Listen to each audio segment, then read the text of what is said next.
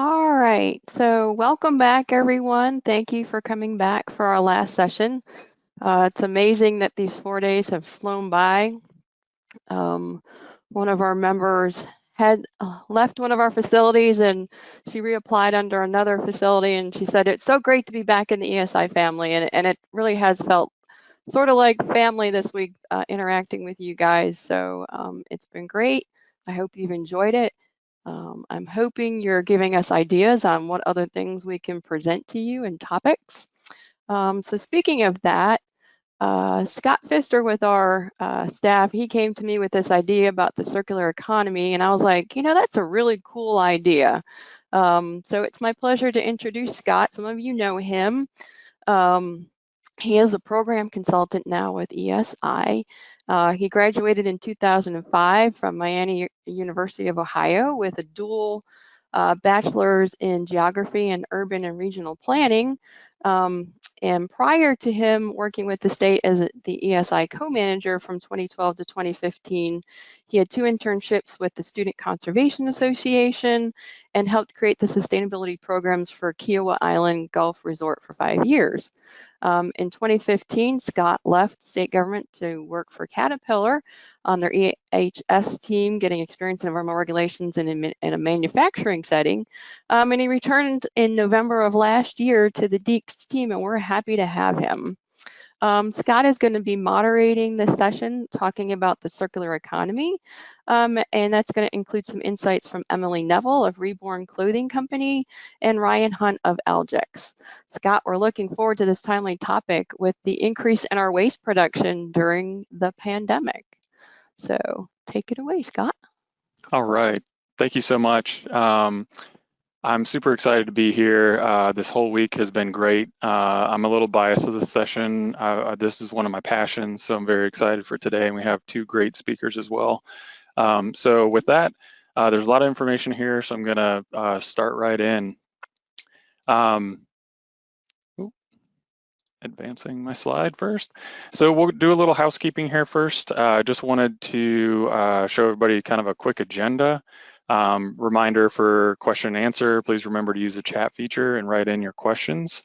I do have a brief disclaimer. Welcome to state government.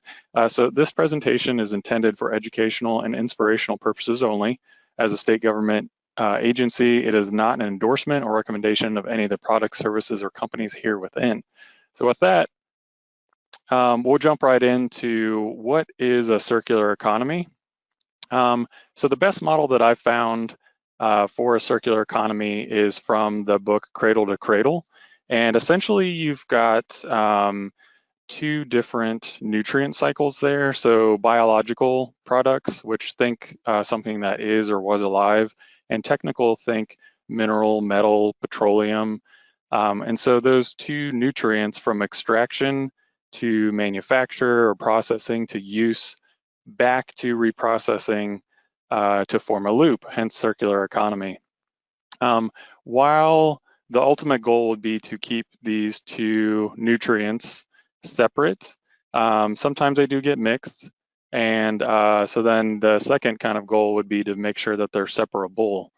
So that we don't create any Frankenstein materials, or Frankenstein's monster, if you want to be technical about it.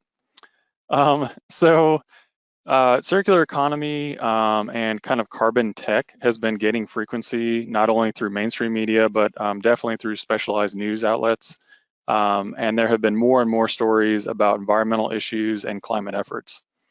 From our fellow ESI members to financial investing in ESG, which is environment, social, and governance, to governments and government entities taking a carbon-free pledge, like North Carolina has with EO80 and the Clean Energy Plan, there's an increasing need to promote circular economy strategies to hit these targets.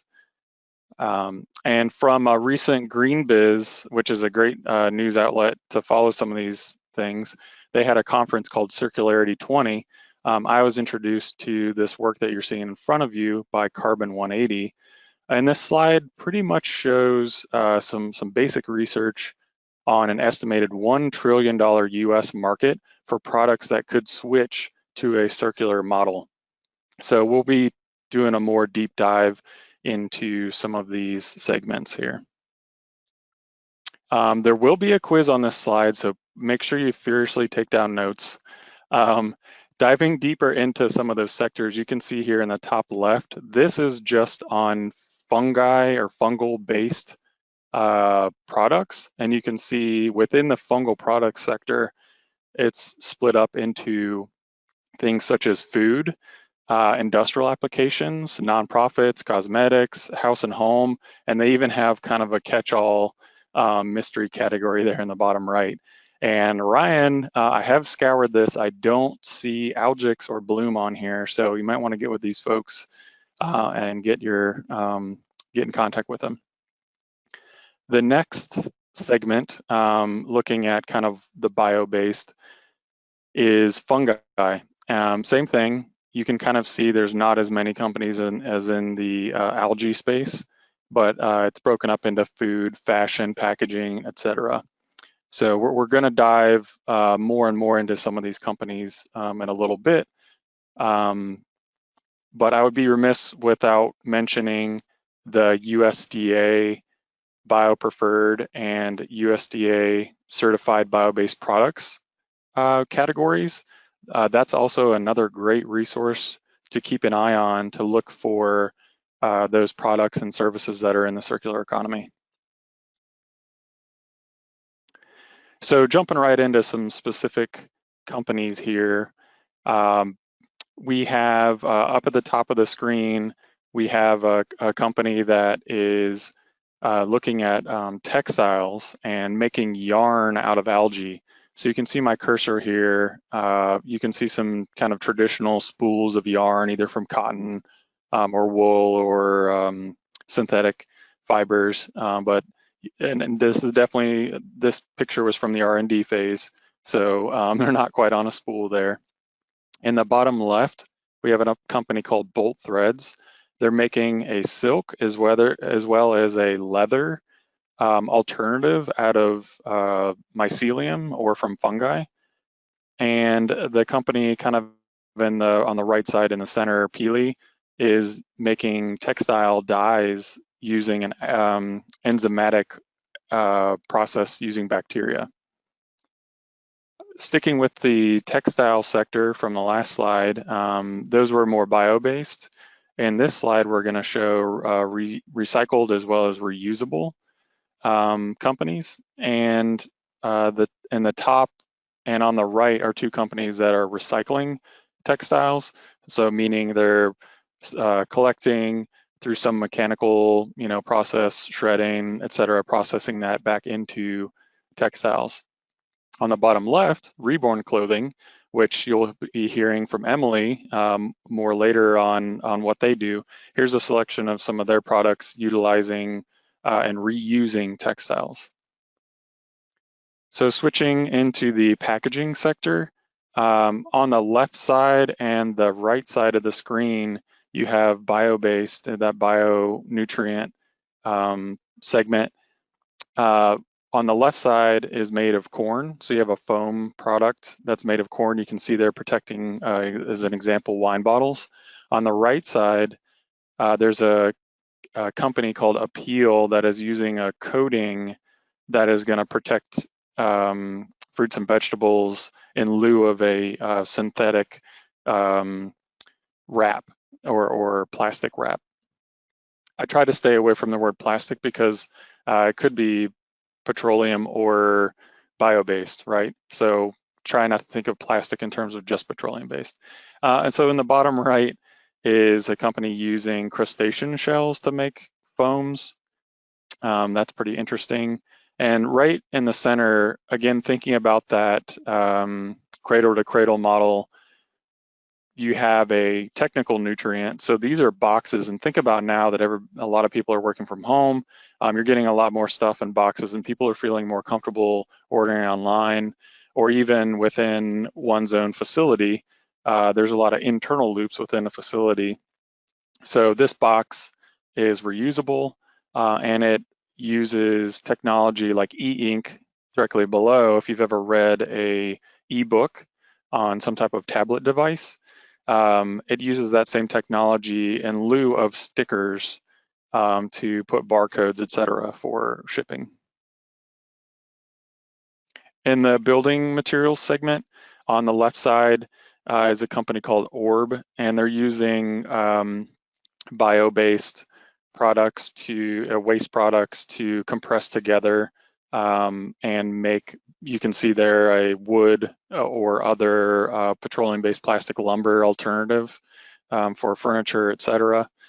And in the top right, this one could straddle both the packaging and the building materials. It has insulative properties, potentially acoustical tiles from this company, Ecovative, using mushroom or fungal-based foams. And I'll go back one quick note. Angela, my colleague, has heard me talk about this. I have a sample of it actually behind me right there. I've had a sample of this since 2012, so she's heard me talk about this forever, and I'm finally doing a PowerPoint on it. So in the top right here, Biotrem is a company, again, using agricultural food product waste like wheat chaff, compressing it into food products. The bottom left, Algix, the company, they have a product line, Bloom, which is making foams using algae. And I won't say any more than that. I don't want to steal any of Ryan's thunder. Ryan is here from Algix to talk about the Bloom products. And in the bottom left there, that's a fun one. That's a student project. She made a canoe out of fungi and grew a canoe for a project. That's not really a viable company yet. It was just kind of interesting, more the innovative side. What is a innovative company? They're actually a Triangle-based company called Biomason, and they make brick products and cement products utilizing the process that you can kind of see there above, aggregate and biologics, to make a brick. And this company in the top, I want to give them plenty of credit. It seems like sorcery to me.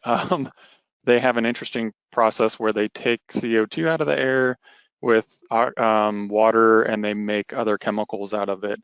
Talk about decarbonization there. So their website, I think you'd have to contact them to hear more about that.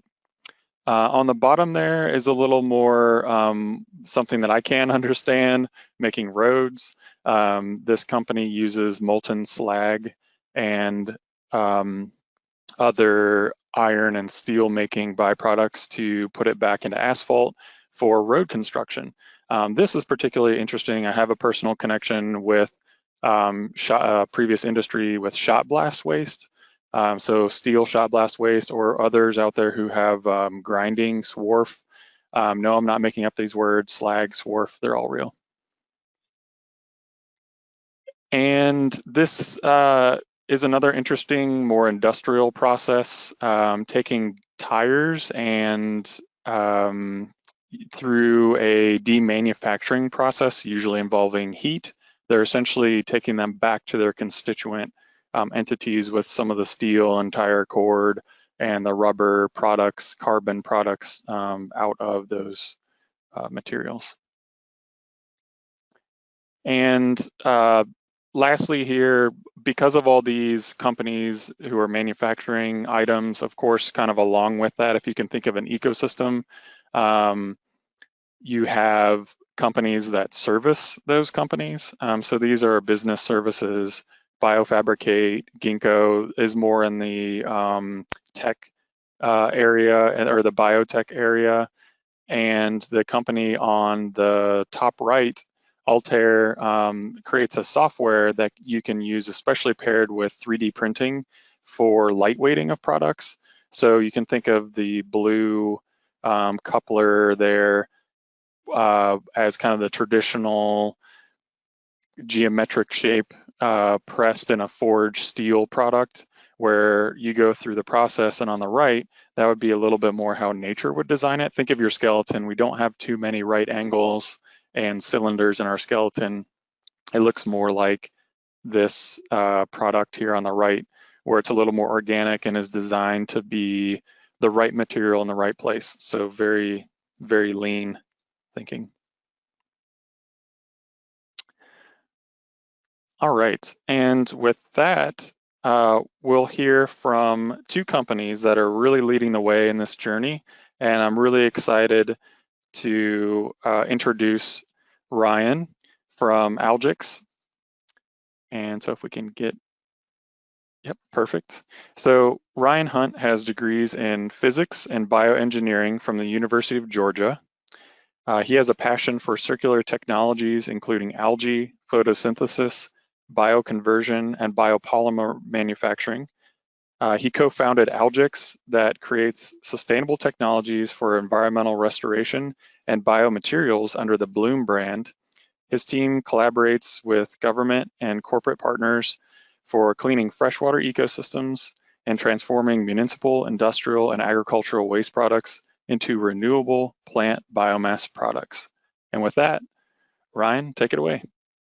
All right, thank you, Scott. I appreciate the introduction, and I really liked your overview of all the just diverse technologies that are incorporating sustainability, circularity, and innovation into a commercial enterprise. So really exciting, and we're very proud and honored to be hosting today and talking about what we're doing at Algix and Bloom.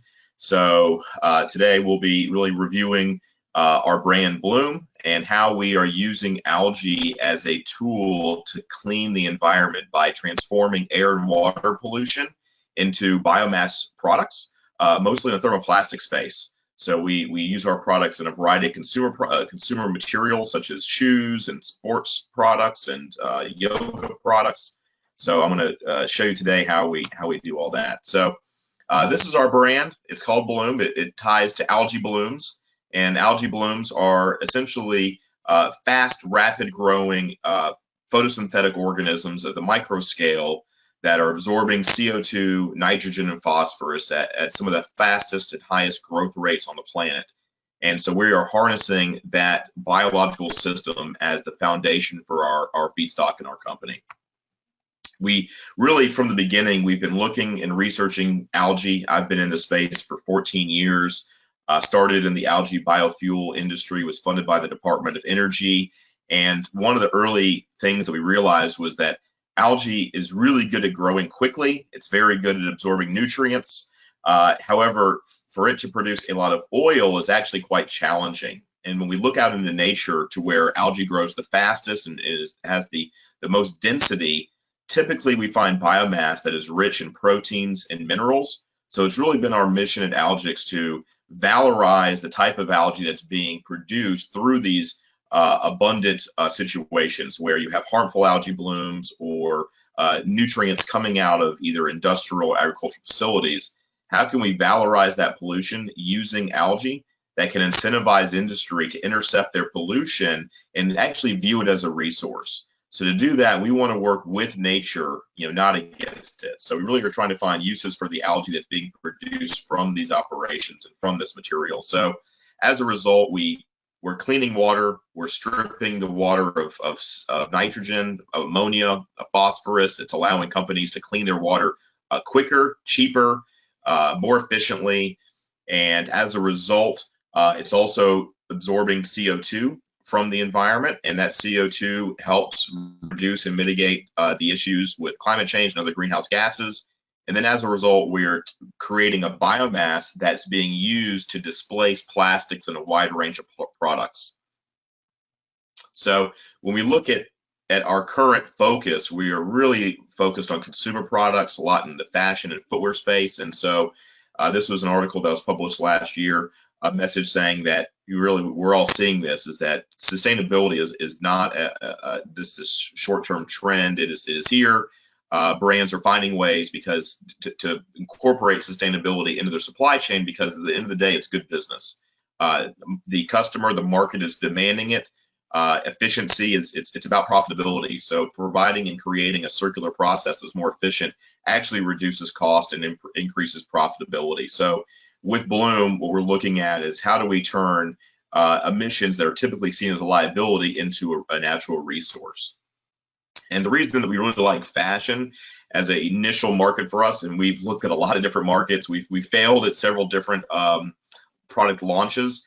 We see fashion as a gateway to introduce algae technologies and circular technologies into the mainstream, because people use fashion as a statement for who they are, what they believe in, and the different missions that they support.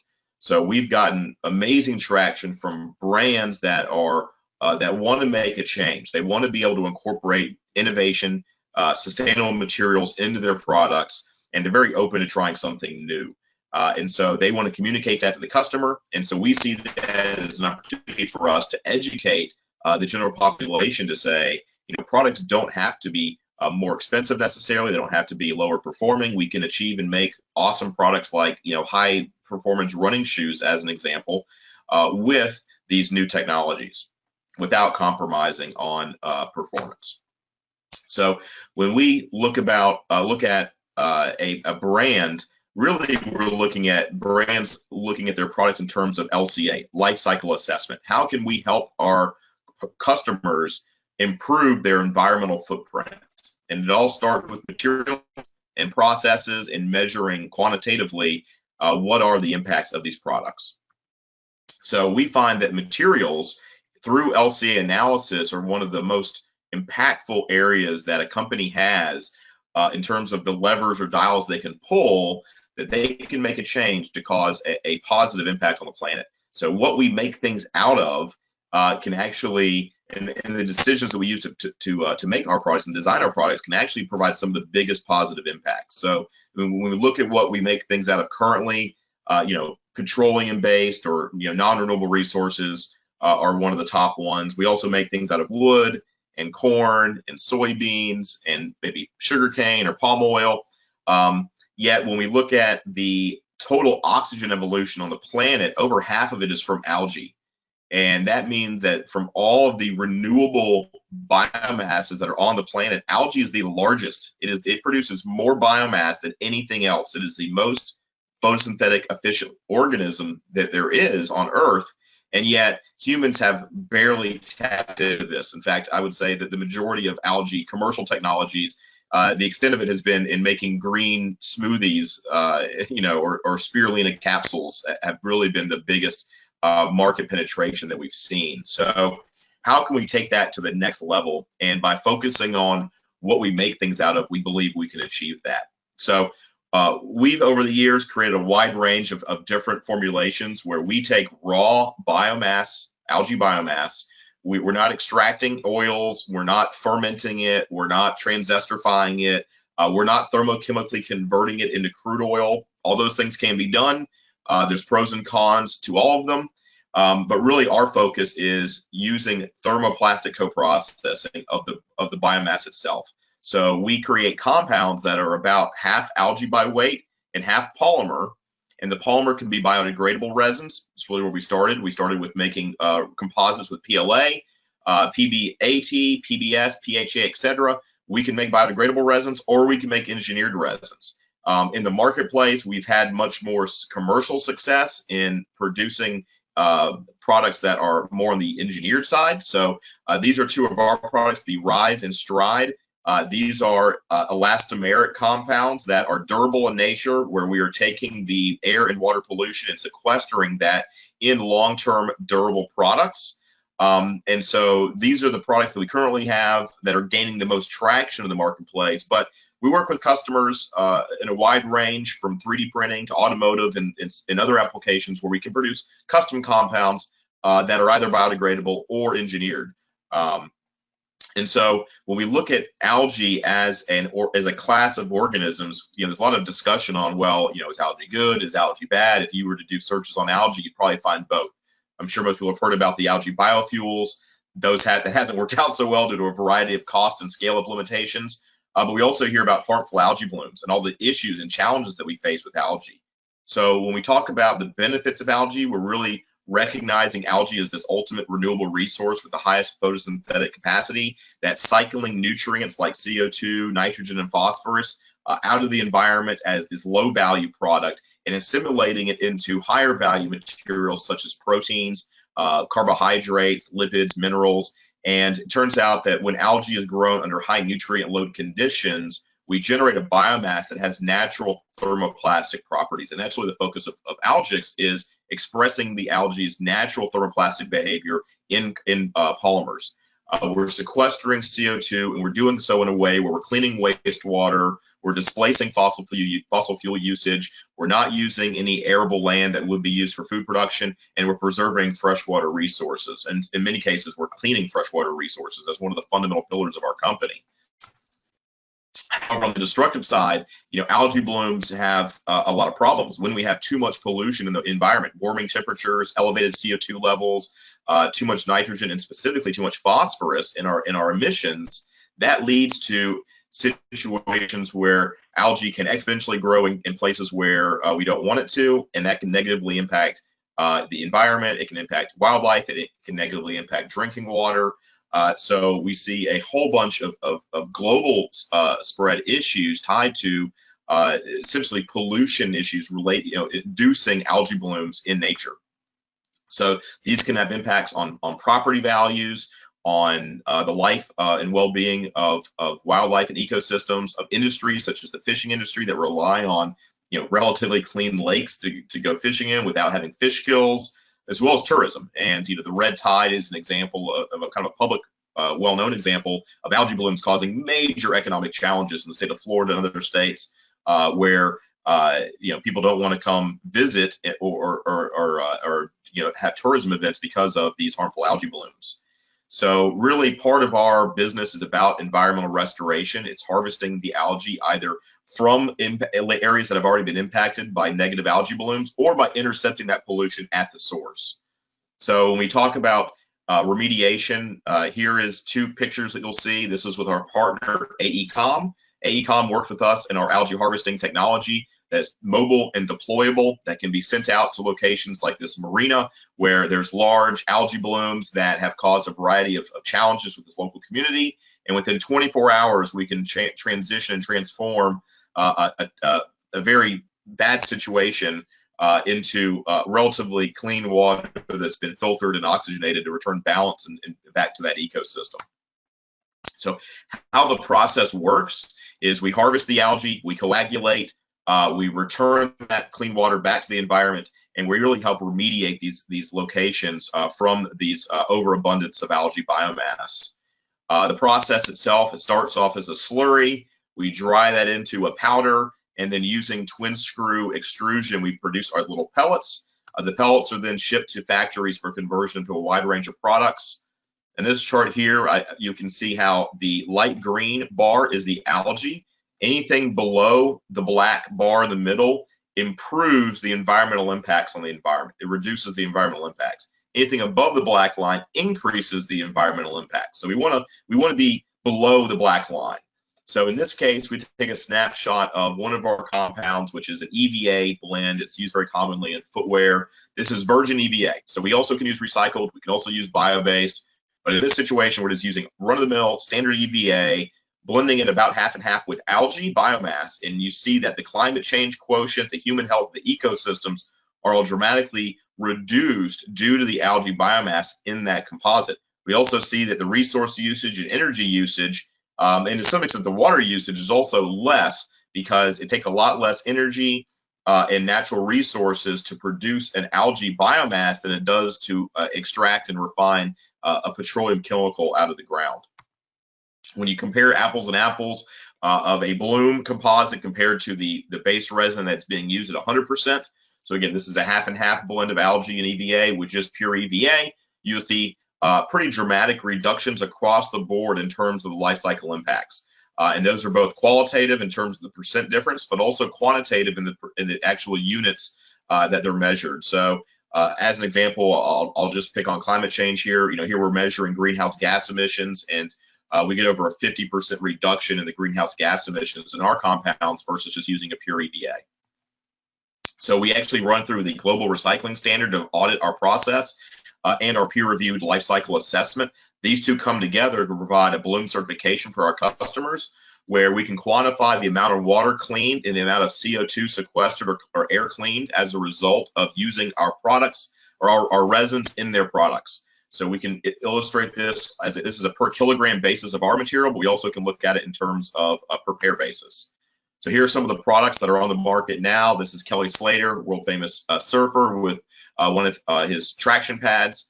We've made shoes with Merrell and Adidas and New Balance and Reebok, Tom's, Native, Billabong, View Barefoot Mini. We're doing hats, we're doing backpacks, we're doing yoga mats, we're doing traction pads, doing shoes, sneakers, sandals.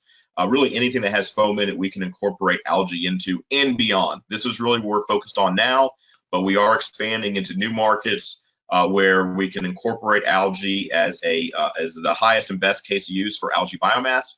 These are some of our current brand partners that have already released products to the market. We've got many more on the way. Over 100 brands now that have adopted our materials and have joined our mission to use algae to clean the environment and make more sustainable products for the future. So thank you so much. And if you have any questions, I'll be happy to answer them. And also you can email me at ryan.hunt@algix.com. Thank you.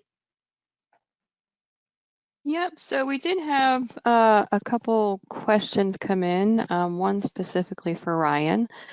So one of our members in their own sustainable journey is asking whether Bloom has any products for an industrial setting, such as including foam into steel-toed shoes or ergonomic floor mats. So we are making some yoga mat products now with some brands. So we have entered into the fatigue mat or yoga mat market just recently. That's a focus, a future growth area for us. As far as the steel-toed boots, I mean the steel part, no. But as far as the boot construction in general, we are working with Chippewa and some other boot manufacturers to use the algae in foams for insoles, midsoles, and outsoles. And we've also done some work with like sandals and flip-flops. So depending on the type of foams used in the product, we can create a compound that will be used. So, and just for transparency purposes, these aren't 100% algae foams. The algae is a sustainable ingredient in that product. And so based upon how many grams or kilograms of our resin is used in that product, we can calculate the quantifiable net impact benefit of switching petroleum-based EVA or TPE or polypropylene or PLA or whatever it is, or bio-based PLA, into incorporating algae into that composite. So that's really where the benefit is the quantifiable improvements of the product based upon the life cycle impacts. Okay, and so we had a couple more questions come in. One notes, Algix has had some success developing engineered foams comprised of petro and algae-derived polymers, which I believe are not biodegradable. Correct, they're asking. Does Algix have a commercial foam product that is 100% biodegradable? If so, how does the quality compare to their non-biodegradable products? Yeah, so we've made biodegradable resins for 10 years now. We have those available. You can 3D print with them. They're typically PLA based or PBAT based. Those particular compounds are not useful for foams. They're too rigid and they do not meet the performance specifications of our customers. Also, so that's the one issue. Meeting the spec has been a challenge. The other issue is that typically brands that make products don't actually make products. So all the big footwear brands that we're so familiar with, they don't actually make anything. They contract manufacturing with third-party owned companies, typically Asia-based companies that are owned independently. And so you have to work within the constraints of the supply chain, we found. So introducing new chemistry, new technology has been a major challenge for us. We had thought this would be a relatively easy switch. Just even with our standard engineered products, we're basically not changing anything. It's the same molds, it's the same chemistry, it's the same process, it's the same temperatures, everything's the same. The only thing that really changes is it smells a bit more like algae when you process it. And just that alone has been a massive challenge to convince these factories to switch over to our product. So it requires the brands to demand it. So we have not been successful in convincing factories in Asia to try totally new compounds that are outside the specifications of the standard EVA, TPE, or PU products. So it's not something that we're not interested in. It's just there's just a lot of challenges in actually getting something like that adopted in the mainstream. Not that it couldn't be done. We are working on some projects in the R&D phase for that, but so far we haven't done it. We haven't been successful in getting that out. Okay, and then we had a couple questions come in too. How does the lifespan durability compare versus virgin VGA, and is the product recyclable at the end of life? That's a great question. So yeah, on terms of performance, it really depends on the final compound. We're just an ingredient in it. This is a dog bone that I made 10 years ago, almost 9.5 years ago, that we first produced. This particular one is half algae by weight in polypropylene, and 10 years later, we have zero loss in any performance characteristics whatsoever. It's the same today as it was 10 years ago. So now, granted, this has been in my office. I'm not, exposing it to, harsh environmental conditions, but we don't see a dramatic loss in the performance characteristics of the foams or of the molded products. With foams, typically we have to use a little bit less algae to not interfere with some of the foam cross-linking chemistry. So typically with a foam product, we're going to have more like maybe 20% algae versus 50% algae by weight. And so with the recyclability aspect, technically you can grind this up, you can remelt it, you can recycle it. We've done that before. We do it in part of our process when if we have some industrial or some off-spec stuff, we can incorporate it back in. With foams, which has been our primary market, the big challenge is that foams are cross-linked. EVA foams specifically are cross-linked. So once you cross-link a thermoplastic, it is technically no longer recyclable in the traditional sense that you're going to melt it back down and reprocess it back into pellets. So in that regard, that whole class of foams typically are not recycled in the first place, and they're also part of multi-material products. So it's a challenge. It's a major challenge that is beyond just our compound itself. Not to say that we're not working on it. We are working with some new technologies that can recycle foams in unique ways, specifically in the footwear space, where instead of trying to melt the foam back down, we actually granulate the foams with our partner and reconstruct new footwear with it. So there are some clever ways to recycle these materials. But if you were to put algae, let's say, into a plastic water bottle, a PET water bottle, and send it to a PET recycler, they're not going to like it. They're going to reject it. So you typically want to find homes for the algae that don't negatively impact the end of life. Foam is one example of that. And then also when you add algae into biodegradable resins, such as the PLAs, the PBATs, the PHAs, the PBSs, there we find the algae can accelerate and improve the biodegradability of the foam by essentially infusing that polymer matrix with nutrients. So we get an enhanced degradation in those cases.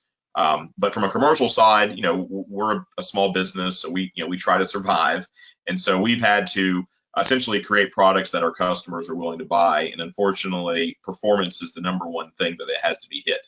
So when we look at what to make right now, we're making composites that easily plug into their existing supply chain.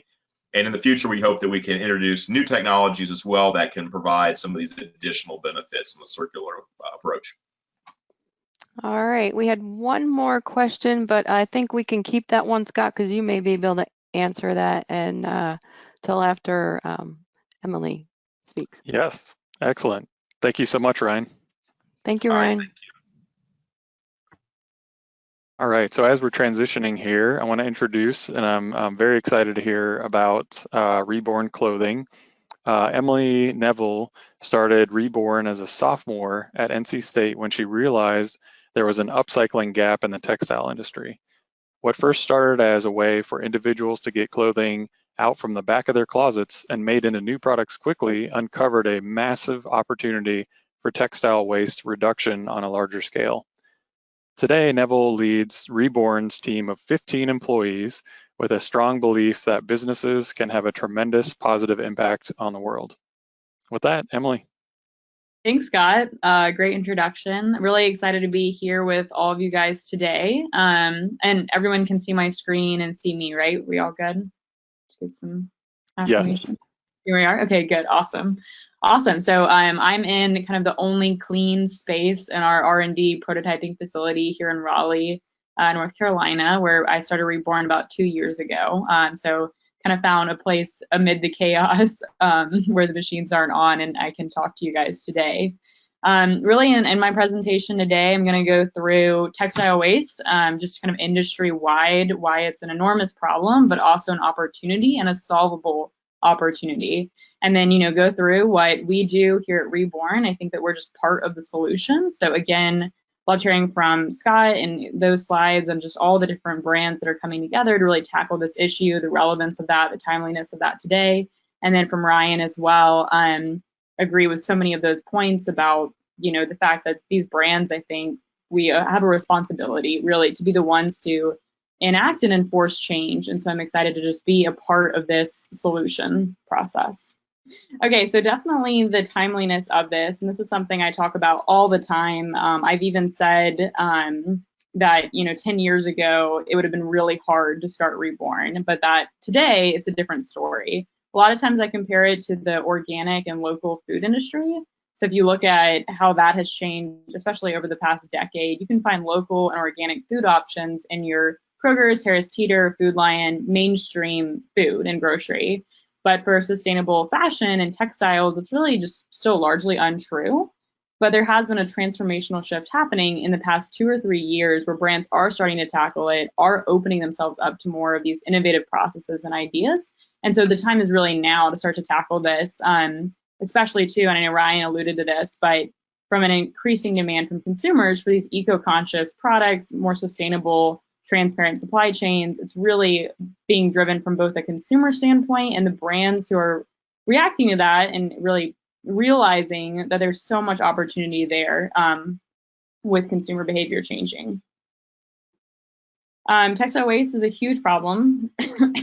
So I always use this kind of stat from the EPA, but it's a pretty wild one. They estimate that textile waste generated in 2017 was 16 million tons with a recycling rate of only 11.2, of which 11.2 million tons were discarded in the landfills. It's a pretty low recycling rate on that, 15.2%.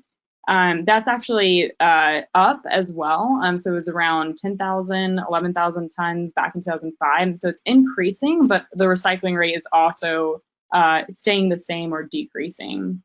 I think that, we continue to see that, again, this is kind of from my last slides as well, but that companies are creating these solutions. We're getting on top of it now, but it's definitely this increasing enormous problem as far as textile waste is concerned. The good thing is that it's solvable, right? So 95% of all municipal solid waste that does end up in landfills can be recycled. So there's clearly a problem here of supply chain, of our processes, of how we're currently going about recycling or upcycling textile waste. The problem is not that it can't be recycled. So why care, really, right? I mean, at Reborn, we really look at the value of what that original garment or fabric has. And we like to say waste is really only waste in the wrong hands. It entered the supply chain with value. For some reason, it's leaving it with none, but it still has that inherent value, the water, the energy, the labor that it took to get it to that point of where it is today. And so what we want to do is look at how can we preserve and actually add to that value it has. Just some quick stats, it takes 2,700 liters of water to make a t-shirt, which is enough to sustain one person for 3 years. So the magnitude really of how much water is going into our regular garments that we're wearing and discarding on a daily basis and not really thinking about it. Another one, it takes 200 tons of water to produce 1 ton of dyed fabric. So again, this is a problem of enormous lack of resources around really solving this problem, but the why is very apparent. Looking at sustainability, I think, as kind of measures of success and of how we can move forward. Sustainability is thrown around a lot. I think there's a lot of companies today who kind of are getting onto the bandwagon of it, but not necessarily getting to the root of the problem and making real incremental changes that can really be clearly seen. Sustainability, in my mind, too, I will say it encompasses more than just the kind of eco processes of our products and how we're manufacturing them. It's also about the people involved as well. And so there you see that ability to maintain an ecological and ethical balance. So really looking at your B Corp standards for companies. How are we looking at both people and planet in addition to profit? To me, sustainability and a sustainable business platform really has to encompass all of those components of a supply chain to be authentic. Yeah, so just more on this is that, we want to make sure that companies are managing their waste, not only to be more efficient, turn a higher profit, but also to show their practices in all aspects reflect a positive brand image. So not only, again, how are we just making a product with the lowest cost of goods sold, highest profit margin possible, but again, how are we making it sustainable for long-term success and impact? So current solutions, and I've just still been amazed after 2 years in the textile industry, seeing how huge of a problem this is, but also seeing the current solutions. And quite frankly, they're really just not cutting it. Current solutions to textile waste that thousands of tons that the EPA talked about is they're going to be shredded, burned, possibly sent overseas on pallets.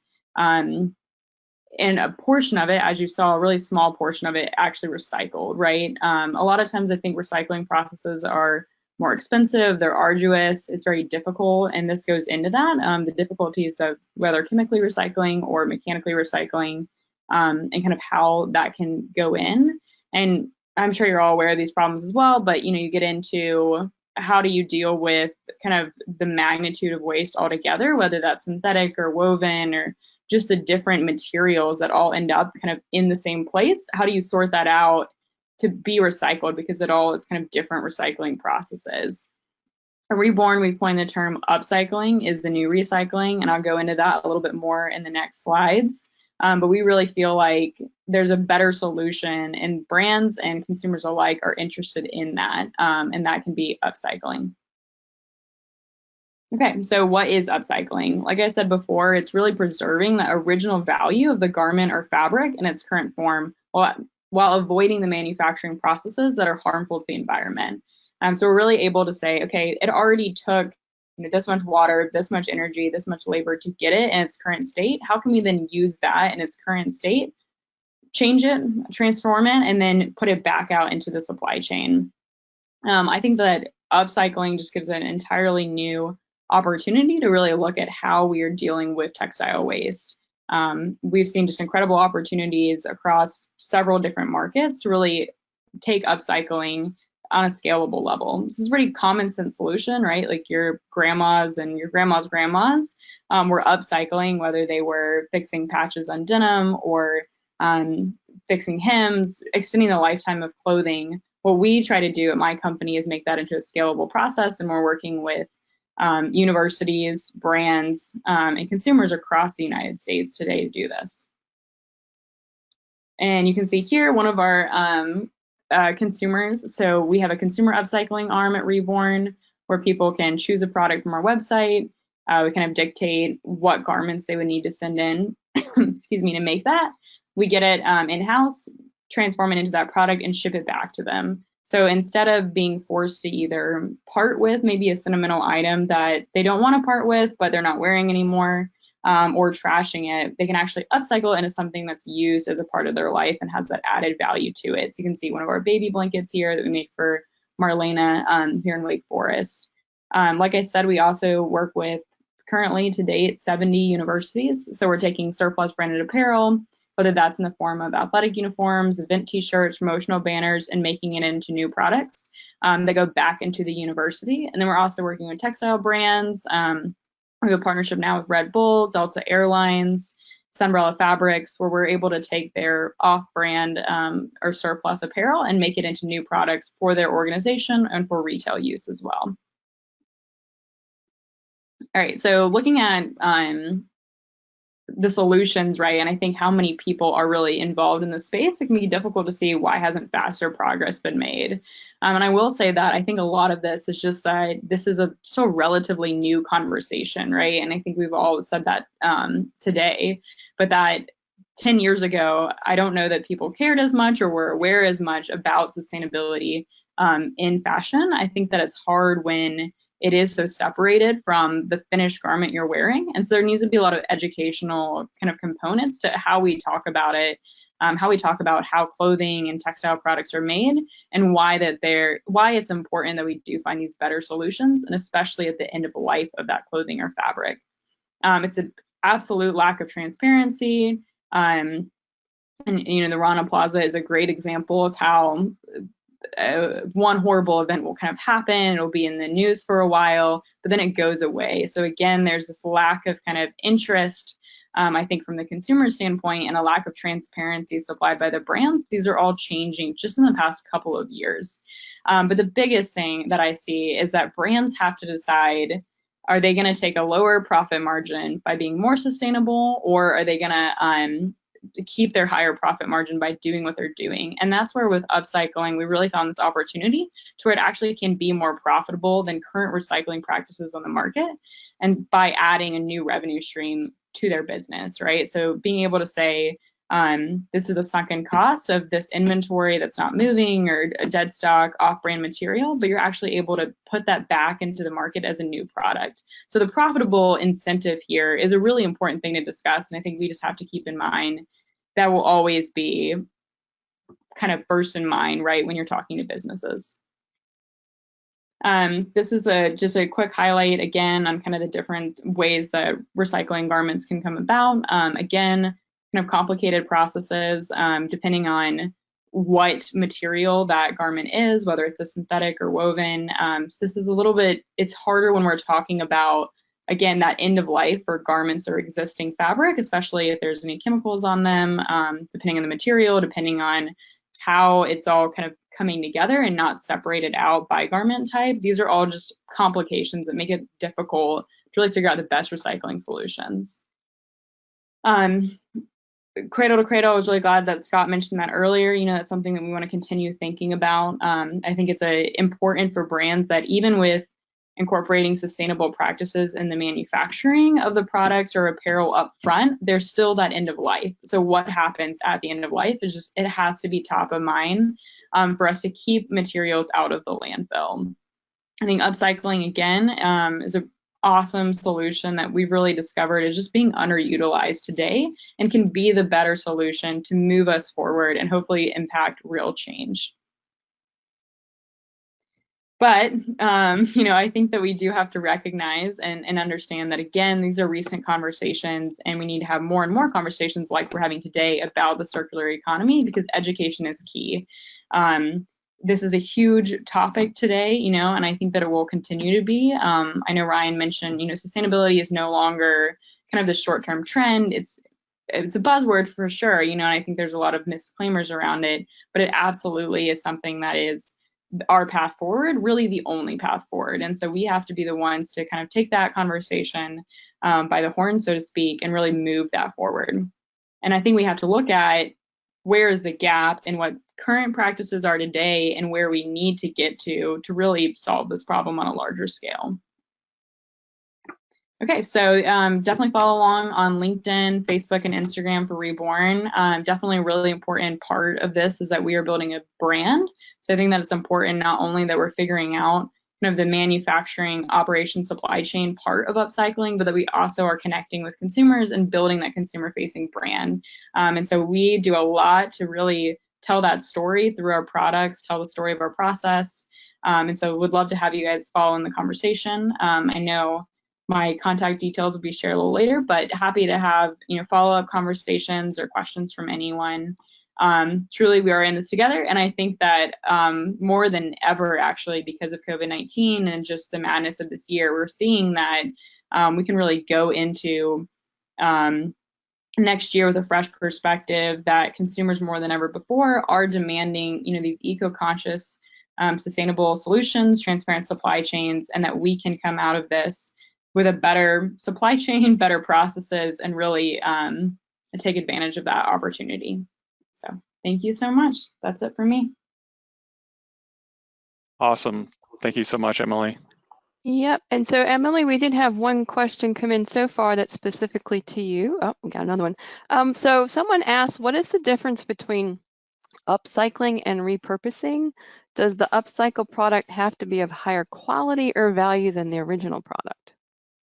Yeah, so I would say that the two are pretty interchangeable between upcycling and repurposing a garment or fabric waste. It does not necessarily have to be a higher value. Upcycling could also look like, I would say the distinction is more between upcycling and downcycling, right? So with downcycling, you would normally think that it would be a lower value, right? So making like the garment or fabric into shredded material for housing insulation or stuffing for pillows would be an example of downcycling. Whereas upcycling or repurposing is really fixing maybe some issues with the current product as it is to be made into a new product. So I would say that those are interchangeable. The difference more so is if you're talking about downcycling or recycling. Okay.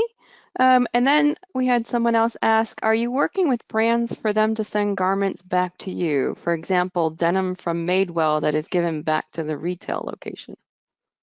Yeah, so that's a great example. Our first kind of practice in what we want to do is to create that closed loop solution. So especially with universities or brands, we don't want to just be another storage warehouse, right? And so if we're accepting material, it is most likely a part of an order. So we're working with the brands or the universities to say, okay, you have kind of a recurring 500 jerseys from every athletic department every season, right? And so, on a quarterly basis, we're kind of working with you to take that and say, okay, we can make that into sling bags for athletic marketing campaigns or put it into dog beds for the on-campus bookstore. So it's really finding what is that solution where it goes back into the market. So that's a good example from Madewell of when we're talking to a brand like Madewell or Levi Strauss or Wrangler, it's how can we make your textile waste into a new revenue stream for your brand? Excellent.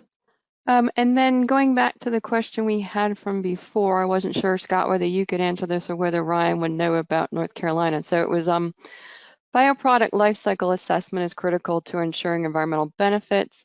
Are there any notable LCA services or companies in North Carolina that focus on bioproducts?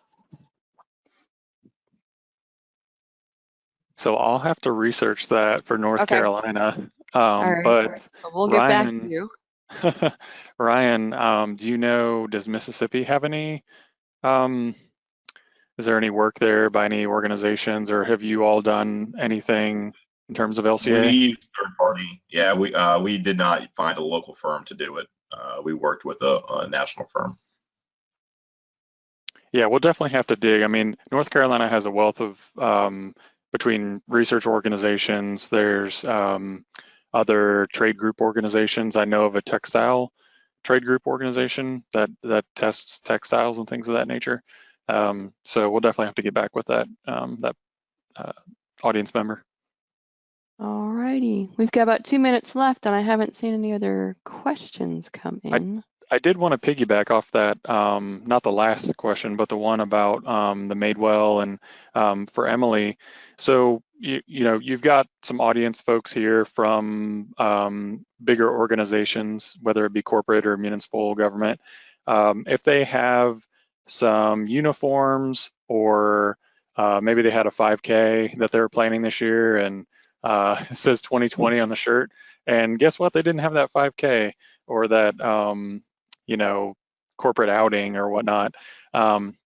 What's the best way for them to think about maybe partnering with Reborn on making masks, or some companies have aprons out on the shop floor to put tools, et cetera, in, or other types of items that they could use within their own facility that's co-branded or branded with their own company. Yeah, absolutely. I of course love that question. So that's exactly why we exist, for the textile waste that is inevitable. So definitely there's kind of two ways. Either it's based on your wants, right? So either you are looking for example, we're working with Alfred Williams right now on some employee gifting out of their textile waste. So you might say, I want to use it internally for giveaways or thank yous, to investors, board members, people in an organization, clients, etc. So we can make it into products for that purpose. Or you might just say, I just really want to get rid of this textile waste and for it to go toward something like upcycling, and to know that, you know, my brand's going to be protected, but it's also going to end up really in a powerful story. And so we do also just accept textile waste at this point, and we'll work with you on that. So no matter what, there's just a ton of ways to get involved with our brand, kind of have this consumer facing brand, but then also a lot of B2B back-end solutions based on your needs. Excellent. I Scott, will we didn't respond. have any additional questions, so. All right, I think we're right on time. So thank you, Ryan. Thank you, Emily, so much for being a part of this, and we really appreciate it. All right, Thank you. guys. Absolutely.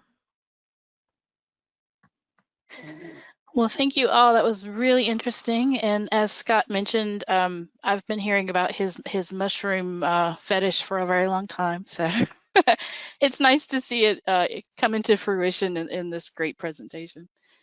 So, okay. So you guys should be seeing my presentation and hearing my voice. Hello again, everybody. I'm Angela Barger. For those of you who don't know me, I am the manager of the ESI program. And I've been with DEQ for over 20 years, and this is my 14th year with the ESI program. And like most of you, this has been a very strange year of learning new ways to do things. Our team has really pulled together, and I would be remiss if I didn't send a huge thank you out to Dawn and Scott and Terry, as well as our coaches, Lisa, Keys, and Ron, and of course, our fearless leader, Marcia, for all of their assistance as we navigate the changes.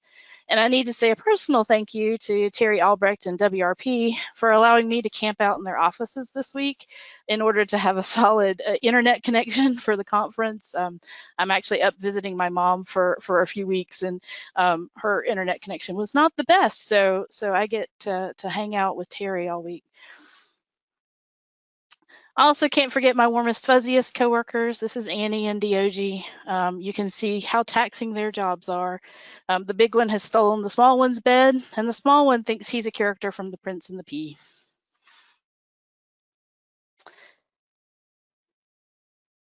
So continuing our celebration of the 30th anniversary of the Pollution Prevention Act and National P2 Week, on Tuesday afternoon, the reason we didn't have any content for the conference that we're putting on was that ESI staff were participating on a webinar by EPA Region 4 and the National Pollution Prevention Roundtable. And during this webinar, I learned something that I didn't know because I have only been with the program for 14 years. And to say only in the terms of pollution prevention is pretty fun when you're talking about 14 years. And that is, did you know that North Carolina had the first pollution prevention program in the entire US? In 1983, North Carolina began the journey of assisting the regulated community with reducing pollution at its source. And in 2002, that led to the creation of the Environmental Stewardship Initiative. So if you're interested in this recently posted timeline, it gives the high points of the history of pollution prevention going back even beyond that 30-year history of the P2 Act, including this recognition of our division's predecessor. And we're really proud to continue this long tradition of leadership in the P2 space. And that mission of assisting organizations in North Carolina, it continues even today. So just a few of the things that our group has been up to this year while we've all been working from home. We've updated our website to hopefully make it easier to find what you need. We've modified our routine training materials to be able to provide those online. We've held virtual networking and roundtable sessions in cooperation with WRP, who's been an amazing partner in managing the GoToWebinar software and allowing us to use it so frequently. And finally, we are still providing assistance to our members via various platforms, as well as email and phone. So let me go into a little bit more detail on some of these. So here's what our main homepage looks like now. So for those of you who have been to our website before, you know, it used to have a bunch of links over, actually it was down at the bottom for you to get around. And we've simplified the choices that you have for moving from this screen to hopefully get you the information you need a little easier. So if you're just interested in learning more about the program or the folks like me who work for it, you just click the About ESI button. To learn more about becoming a member or to find out who is currently a member, then you'll click on ESI membership. But the one that most of you will be interested in is the ESI events button, and I'll show you what that looks like on the next slide. And then below those are 2 additional links. One for folks looking for zero waste to landfill resources, and the other is for resources on environmental management systems. Okay, so if you click on the ESI events button on our home page, you will come to this screen. And as you can see, we've broken this down by type. The very first button will take you to our conference page. This is where you'll find all the presentations from this year and from the past several years.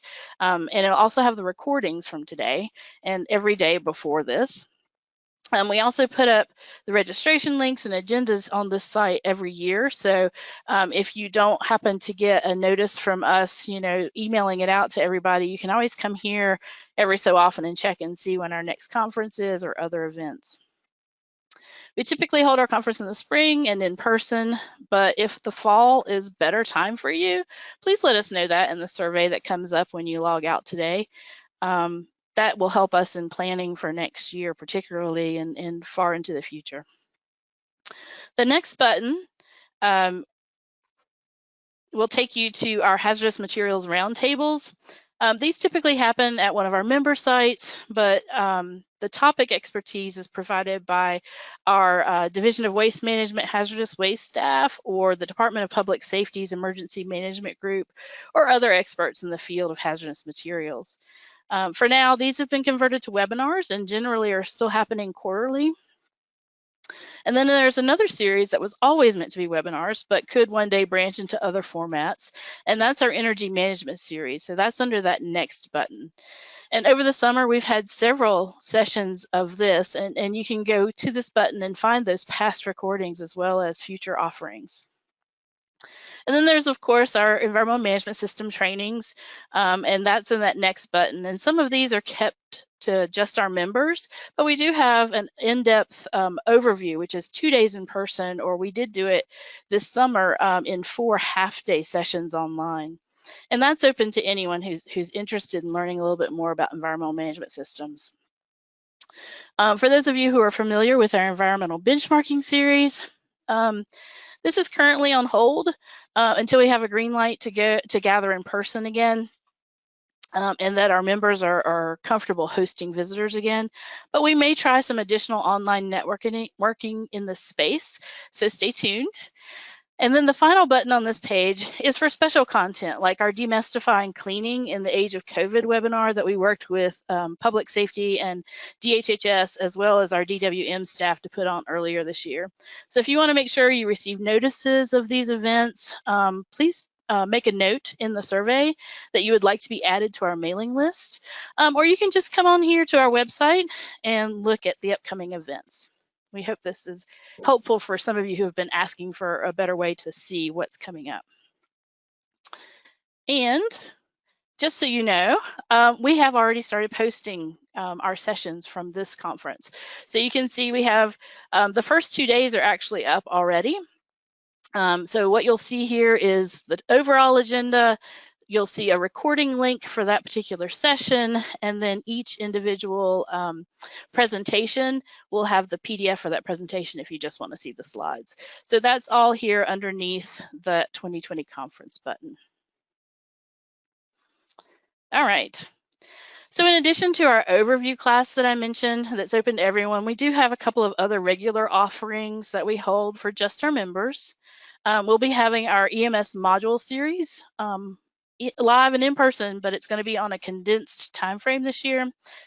Typically, we hold these classes one per month for 6 months. And typically, we aim for folks to actually develop an EMS from scratch as part of this program. But this year, we're going to be holding 2 per month starting October through December. And then we'll be focusing on those members who already have systems but have staff that might need a little more in-depth training on the ISO 14001 standard. We are limiting the class size to 10 people. since it will be held in person in order to properly social distance. So if you're a member or you submit a member application prior to the class and you'd like to attend, just let us know and I can send you a link for more information so that you can register. Several of our members have also taken advantage of our on-site internal auditor class. We really resisted making this available online, as the consistently most highly rated portion of that class is a mock audit that we do, where we go out on the floor, we work in groups, and it's really hard to social distance. However, we will be piloting a hybrid version of this with a member soon, and if it works out well, then we'll make this hybrid version available to others.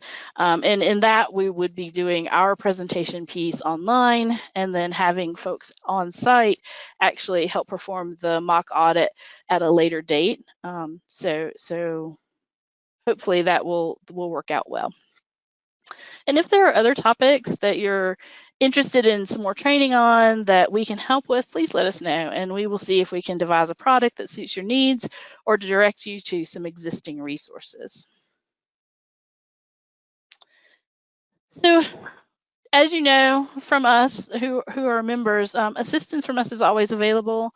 While we may be teleworking, we all have access to email, we have access to conference call lines and Microsoft Teams. In addition, we have capabilities with WebEx. We can work with WRTP to have access to GoToWebinar. And while we are not allowed to set up Zoom meetings, we can participate them if you set them up when you request us. So please reach out to us if you have questions. We have a couple of members currently that are either developing or improving their environmental management systems, and we're helping them with their documentation. So we're doing paperwork reviews. And when we can, once again, go out to their sites, we'll assist with audits of their implementation efforts. We have also drafted language for our advisory board to review at their upcoming meeting in order to address situations that would prevent either the ESI program staff or a facility from completing their renewal visits during their 5-year membership renewal. Of course, like the pandemic, which is what triggered this review, but for any particular case that might cause a delay. And for those members who hit their 5-year renewal period this year, we've already offered virtual site visits. And these virtual visits are a little more difficult for sites that we have not physically been to recently. So we're postponing final reviews for new members at the 2 higher levels of the program until next year. But if you're interested in applying to the program at the higher levels, please do so. We'll get you started at the partner level, and as soon as we're able to get back into the field, you'll be able to be in the queue for a visit. Just so you know, we already have 1 steward and 3 rising steward applications in line, so we'd love to add more to that list, so we're super busy when we get to go back out in the field. So it's been a busy summer for the ESI team. In addition to converting so much content to virtual platforms, we also received our annual reports in and have been processing that data. So many of our members needed extensions, and we unfortunately lost a few due to staffing changes at facilities and just the whole COVID challenge. But we also had several members request a 1-year hold in order to give time for things to settle down, and that is perfectly fine. Even with these challenges, we saw these great results for calendar year 2019. And we know these challenges will continue to make reaching your environmental goals more difficult. So I just wanted to reassure you that setting goals and working toward them does not always show measured results. In times like these, sometimes holding the line is the best you can do. So don't be discouraged. We're here to help, even if it is just to bounce ideas off of us. Reach out to your coaches. And if you don't know who your coach is, reach out to me and I will connect you to your coach. And when your reports are due next May, please report your actual data, even if it feels like you're going in the wrong direction. That data is important for us to know where we can help you improve and how we can improve our assistance efforts for you. On a positive note, we have seen an uptick in our member applications. So I think more of you have had time to sit down and work through the application process. But we're always excited to bring more folks into the ESI family. So we've mentioned our EPA grant a couple of times throughout the conference. And we expect to receive the final paperwork for our upcoming grant soon. There was a press release by EPA the other day, and we were included in it, so that's always a positive. The grant's a little different from past grants that we've received. Instead of focusing on a few specific reduction topics like hazardous materials, this one focuses on P2 assistance in specific NIAX categories. We have members that meet every NIAX code that was defined as a focus area. So we're well set to meet the grant requirements. And this also gives us a bit of a marketing strategy for others in our state that fall in those categories. So if your site falls into one of those groups, we may be reaching out to you to host an event or to present a webinar or something like that. If you aren't in one of the categories, never fear. The ESI program continues to serve all of our members equally. It's just a matter of what EPA wants to hear more about. They do recognize our leadership program functions a little bit differently than a project-specific grant application. And so we have a little bit of leniency in the way we report on some things. Our grant request included funding for WRP to do some assessments each year of the grant, which is a 2-year grant. And WRP is actively working on how to pivot to virtual assessments or hybrid assessments in order to serve their customers. So please reach out to your coaches or to WRP directly if you would like some assistance with your goals. We think this is really important during the pandemic when your budgets may be stretched thin and you might need a little extra set of eyes on some of your data to help you maybe reduce some costs. And then finally, our grant also requires that we develop at least 2 case studies to share either a unique approach to pollution prevention or an approach that is something that multiple sectors can implement. So if you have a project that you would like or that you think would be a good case study, please let us know that, and we will connect you with whoever is the best suited to help write that case study on you or to give you the assistance you need in order to make that project a reality, and then we can write the case study for it. Our grant will also require us to report on hazardous material usage in a little bit of a different way than we have in the past. So there might be a slight change in what we require on our annual reports. We'll be looking at this starting in October. So we'll share some updates with you going forward, and we may reach out to some of our members for thoughts on how to provide them with specific info that they are looking for. Also coming soon is a member survey. So about every 5 years, we ask our members to complete a survey that rates our current services and also provides feedback on what you would like to see from us in the future. So watch for that either later this year or early 2021. All right, and now for the really fun stuff, our recognitions. So if I can get one of my illustrious colleagues to unmute the lines, feel free to clap and cheer. Some of you may be self-muted, so as I try to unmute everyone, why does it say I can't? Oh, I finally got one to go green. So if you guys have a lot of noise in your background, if Marsha unmutes you, feel free to mute yourself back. It's fine. But we just wanted to have applause, like real award ceremony. Yes. So welcome to happy hour. You know, we're just going to make the last of today's session a little bit open and fun for everybody. So, like I said, feel free to clap. So this is one thing we really can't do justice to online, but we definitely want to recognize our member achievements. So first, we want to welcome our new partners, and these are all of the partners who have been approved and received their partner letters since our 2019 ESI conference back in May of 2019. Wow, it was a ways back. So here we go. Our first was FlowServe in Raleigh.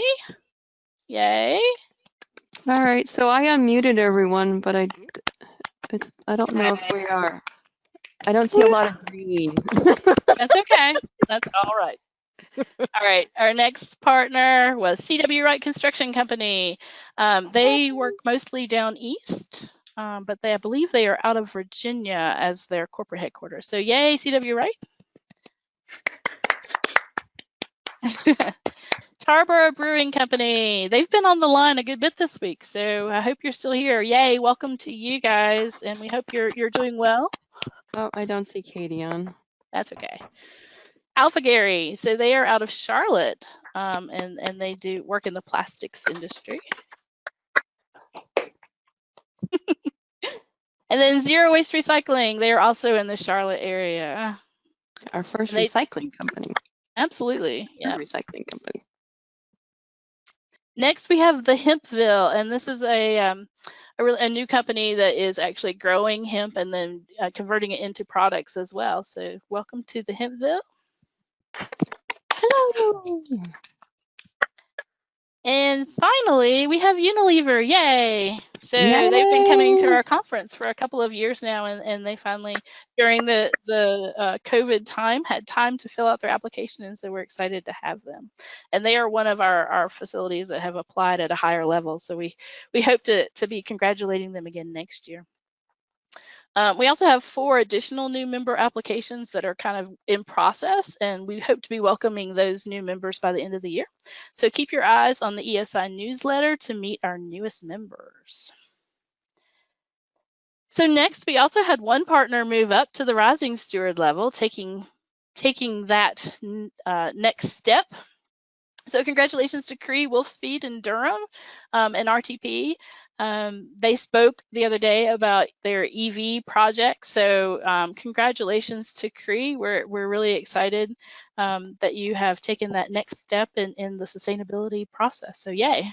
Yay. And I hope everybody saw that coolest thing in NC contest that Commerce is doing. So Cree, Smithfield, and Thomas Built Bus were all, I think, is it the top 15 right now? So you can vote until October 2nd. So if you haven't seen that, go search it out. It's the coolest thing made in North Carolina. That's right. And then after a review by ESI staff and our advisory board, these sites have been recommended for renewal at the steward level of the program. And then the secretary agreed with that, so yay. Congratulations to TE Connectivity and the US EPA campus and RTP. TE Connectivity is in Greensboro. We'll deliver your trees when we can actually come and see you in person. I know the zoo is taking very good care of them, and we once again want to thank them for providing these living reminders of your commitment to excellence. Also, a sidebar, we recently saw an advertisement on Nat Geo that the zoo is going to be featured in one of their like 8-part series. So keep your eye on that space.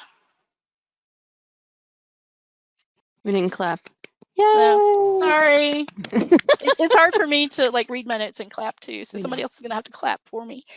All right.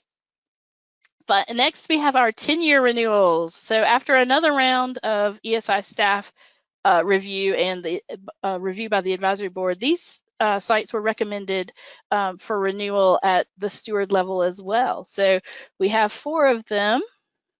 First of all, we have Bridgestone America's Tire Operations in Wilson. Congratulations on 10 years. Then we have Dell Technologies in Apex. Engineered Centered Components in Troutman. Yay. And Two Rivers Utilities, their water supply and treatment division. So all of these folks have been in the program at the steward level for 10 years. So that's quite an accomplishment. You all serve as great examples of environmental excellence, and we're glad to have you as partners with us. These folks have all been great resources, and I think all of them have served on our board at one point or another. So we're always happy to recognize. All right, next. Congratulations to our 15-year renewals. So this year, we're excited to have 3 sites renewed for 15 consecutive years at the steward level. Those are Corning, they are Wilmington facility, yay. The Fleet Readiness Center East. So we heard from them earlier today on their water reduction, so yay, welcome. And then Two Rivers Utilities Wastewater Treatment Division. Which So I they've see some of those folks on. Woohoo! yeah. So these three stewards have been in our program almost as long as our program have existed. So we're really excited to have them receive this recognition, and we will get you your trophies when we can see you, or we might mail them to you. We'll work with each of you to figure that out. In addition to these three, we also have two rising stewards that have been at that level for 15 years. So those are GKN Driveland in Roxborough, and then the Heister Yale Group in Greenville. Your dedication by all of these sites to continual improvement and environmental excellence is inspiring, and we are grateful to have you. So we'll work with each of you to make sure you get your awards, and hopefully next year we can take some photos with you and to share. So congratulations again. Now, if anyone has any questions for me or for the rest of the ESI staff, we're here, fire away. You're unmuted. Feel free to ask them live, or you can type them in the question box. Unmute. I see Kirk's the only one that's actually green, so I don't know if everyone's self-muted or... That's okay. The technology is fighting me. Thank you, guys. Thank you. That was our girl who came back to the family. Hey, Kelly. Kelly! Alrighty. I'm not seeing any questions, but you guys know how to get hold of us. My contact's right there. If you are concerned about whether or not we're going to be in the office or out of the office, use the ESI at ncdnr.gov service account. That goes to Marcia, Dawn, and myself. All three of us get that. So if I happen to be on vacation, they can answer your question a little faster. Or you can just email me and wait. I always put an out of office when I'm gone for extended periods. All right. All right, Marcia. Jamie, I'm going to turn it back over to you for. Jamie's they've heard enough of me all week. I'm gonna let them hear from you. All right, am I on? Up You're on. We can see you. You are on. screen. I know everybody's ready to call it, so I just want to thank everybody for being here today, and thanks for participating over the last week. You know, we want to express, and I know the team's expressed this multiple times, that you are what make ESI successful, relevant, and a long-running program like it has been. So we appreciate everything from y'all. Thank you to all our speakers and our members. I also want to give a special thanks to each of the DEEC staff member, including all the ESI team and WRP team, who have worked many hours to ensure this conference was a success. I can say that you will not find a more dedicated group of people than the ones who made this happen. So thank you directly to Marcia, Angela, Don, Scott, Terry, Lisa, Ron, Keys, for all the work to plan, implement, and run and facilitate this conference. So to all of you out there who aren't members, I hope you're seriously considering reaching out to an ESI team member about joining, and I hope that the benefits of joining were very clear after just this week of conference. So DEEC does continue to schedule networking and training events throughout the year in accordance with COVID guidelines.